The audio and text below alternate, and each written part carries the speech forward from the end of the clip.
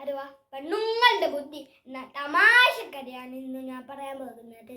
അനേകകാലത്തെ അലഞ്ഞുതിരിഞ്ഞുള്ള ഏകാന്ത ജീവിതത്തിന് ശേഷം മൂക്കത്തു ശുണ്ഠിയുമായി ഞാൻ വൈക്കം പട്ടണത്തിനടുത്ത് തലയോലപ്പറമ്പിലുള്ള എൻ്റെ വീട്ടിൽ താമസിക്കാൻ ചെന്നു. സ്റ്റൈലൻ സ്വീകരണം. എനിക്കെന്തെന്നില്ലാത്ത ദേഷ്യം വന്നു. ഞാനിരുന്നു പുകഞ്ഞു. എന്റെ വീട് ഞാൻ ആരെ ഭരിക്കണം? ഈ പറയപ്പെട്ട ഭാഗത്തിൽ ഞാൻ നോക്കുമ്പോൾ ഒരാട്.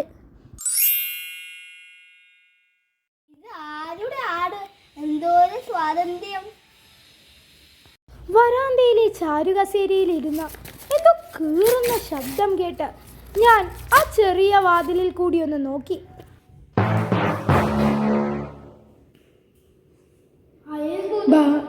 അത്ഭുതം!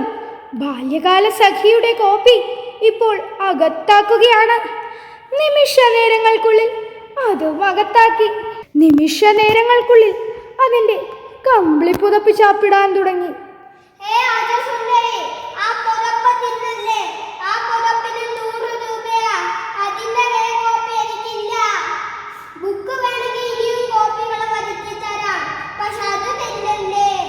എങ്ങനെയൊക്കെയോ അതിനെ പുറത്താക്കി.